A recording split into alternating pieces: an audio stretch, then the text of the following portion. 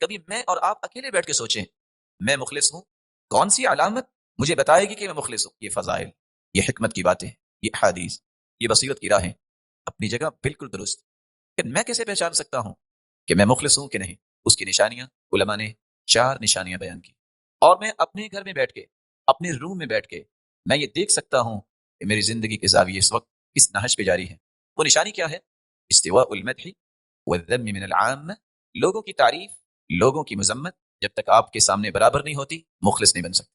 اگر آپ تعریف پہ ہی خوش ہوتے ہوں اور اگر آپ کی اصلاح کے لیے، میری اصلاح کے لیے کوئی بات کر دے تو میں اس پہ ناراض ہو جاؤں، اس کا مطلب یہ ہے کہ اخلاص کی وہ کیفیت نہیں جو مطلوب ہے۔ اور یہ صرف قاعدہ ہی نہیں، اس کے دلائل ہیں کہ اگر صحابہ کی تعریف کی جاتی تو ان کا موقف کیا ہوتا؟ کان اذا زکی احد من اصحاب النبی صلی اللہ علیہ وسلم، جب بھی صحابہ کرام میں سے کسی کی تعریف کی جاتی تو وہ 3 کلمات بولتے جو مجھے اور آپ کو بھی یاد ہونے چاہیے۔ اللہم لا تؤاخذنی بما یقولون، اے اللہ میں نے اس کو تعریف میں مجبور نہیں کیا، اس لیے اس کی بات کی وجہ سے میرا مواخذہ نہ کرنا۔ وجعلنی خیرا مما یظنون، اے اللہ یہ ان کا ہی گمان میرے بارے میں ہے کہ میں بہت اچھا ہوں، میرے مالک تو مجھے ان کے گمان سے بھی اچھا بنا دے۔ واغفر لی لما لا یعلمون، اے اللہ تو میری زندگی کے ان پہلوؤں کو بھی جانتا ہے جن کو دنیا نہیں جانتی۔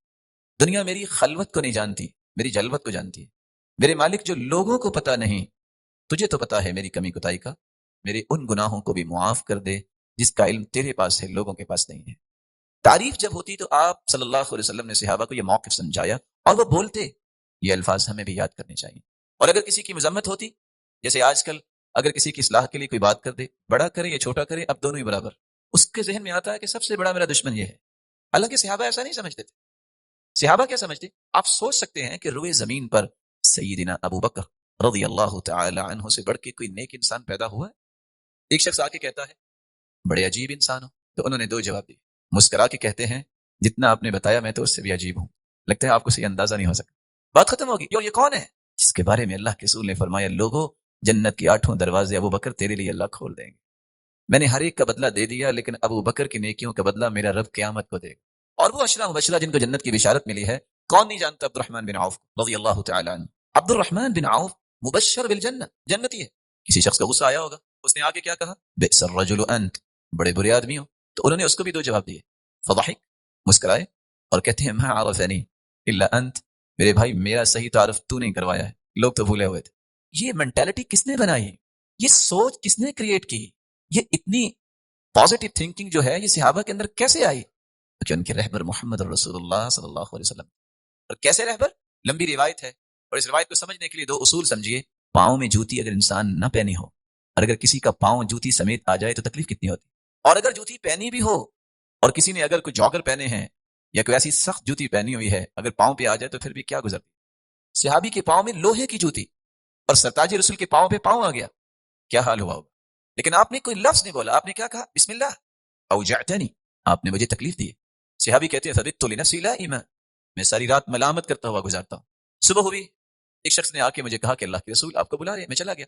لیکن فانطلقت وانا متخوف، میں جا رہا تھا اور خوف بھی کھا رہا تھا، نہ جانے اللہ کے رسول کو تکلیف دے دی ہے تو کوئی آیت نہ اتر آئی ہو۔ قال فنفحتك بالسوط، میں نے آپ کو ہاتھ سے پیچھے نہیں کیا، ہاتھ میں کوڑا تھا تو میں نے کوڑے سے پیچھے کیا، مارا نہیں ہے، صرف کوڑے سے پیچھے کیا ہے۔ اب آپ بتائیے معذرت کس کو کرنی چاہیے؟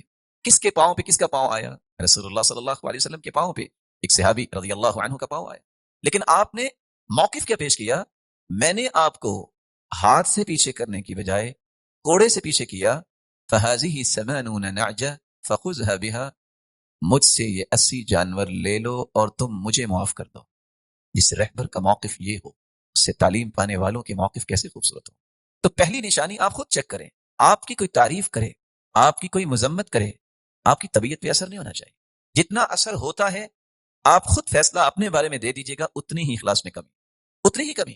اور دوسرا جو اصول اخلاص کو چیک کرنے کا ہے، نسیان رؤیت الاعمال فی الاعمال، جو نیکی آپ نے اللہ کے لیے کی ہے وہ اللہ نے لکھ لی، اللہ نے اجر بھی لکھوا دیا، صدقہ جاریہ بھی بن گیا، وہ آئے دن نیکیوں کے اضافے کا باعث بن رہا ہے۔ اس لیے ہمیشہ نیکی کر کے اس کو بھول جائیے۔ اس لیے فضیل ابن عیاض کہا کرتے تھے المخلص یکتم حسناتی کما یکتم سیئاتی، مخلص جس طرح اپنے گناہوں کو چھپاتا ہے وہ اپنی نیکیوں کو بھی چھپاتا ہے۔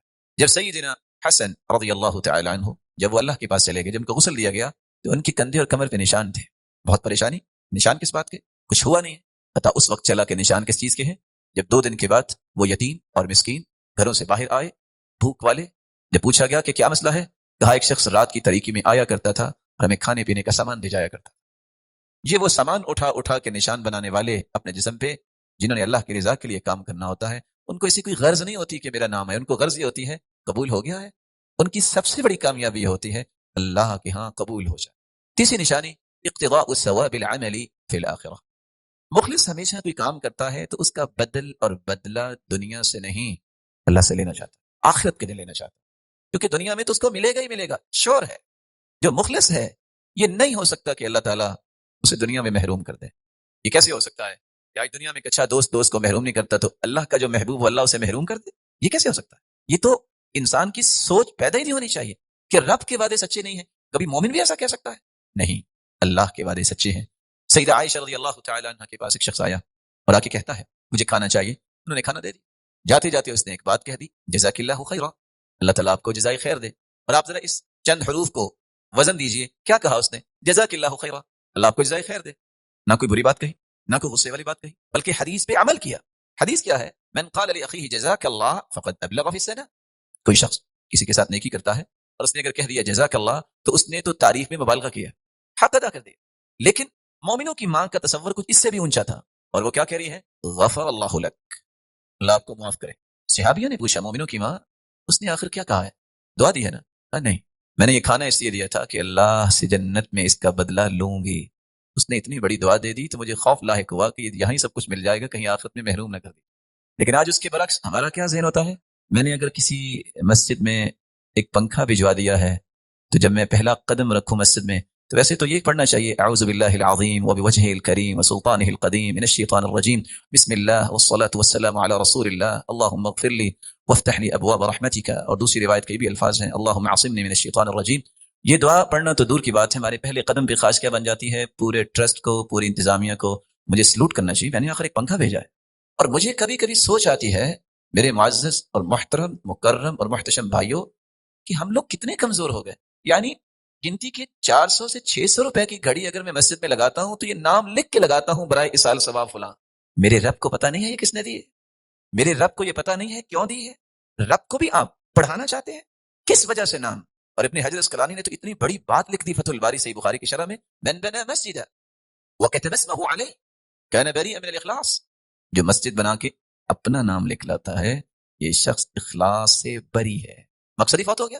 تو مخلص جو ہے اس کی غرض یہ ہوتی ہے کہ وہ جنت میں اس کا بدلہ لے گا۔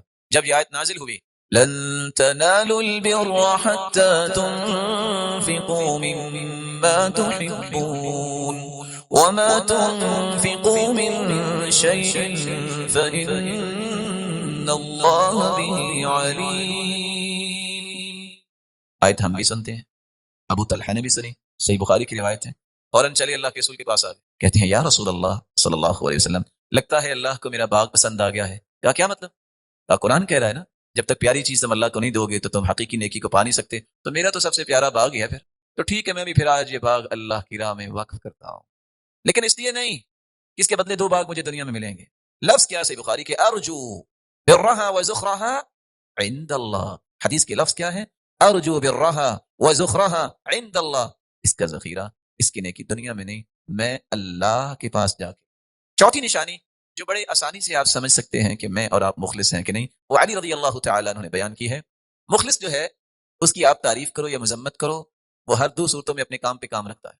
والمرائی یکسل اذا ذم وینشق اذا مدح، ریاکار کی تعریف کرتے رہو تو کام کرتا رہے گا، جس دن تعریف چھوڑو گے بیٹھ جائے گا۔ سب سے آسان نشانی، میں کس کے لیے کام کر رہا ہوں؟ اللہ کے لیے۔ تو اللہ رب العزت ہر روز اپنے فرشتوں کے سامنے تعریف کرتے ہیں، دنیا کی تعریف کی کون سی بات؟